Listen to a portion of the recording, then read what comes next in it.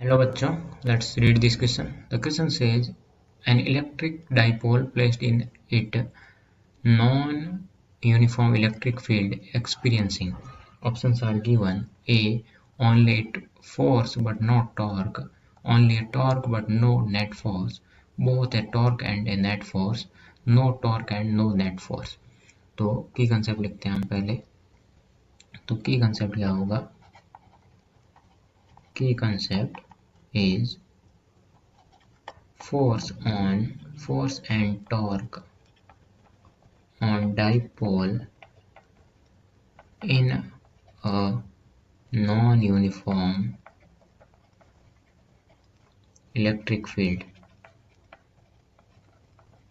तो यहाँ से कुछ हम ऐसा लेते हैं कि ये प्लस क्यू है और ये माइनस क्यू है.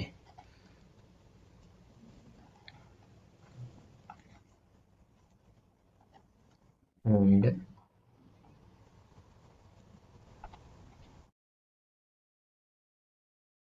ये ऐसा कुछ डायग्राम बन रहा है और इलेक्ट्रिक फील्ड इंक्रीज हो रही है इस साइड, इंक्रीजिंग फील्ड. हम किसी भी साइड ले सकते हैं.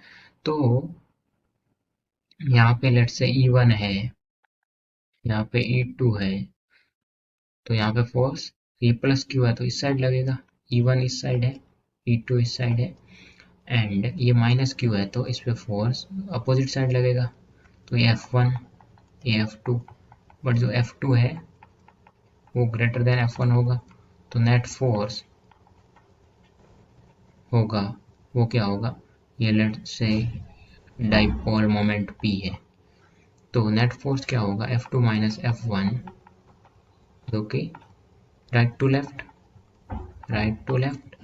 एंड इसके कारण ये फोर्स लग रहा है, उसके कारण कुछ टॉर्क भी आएगा.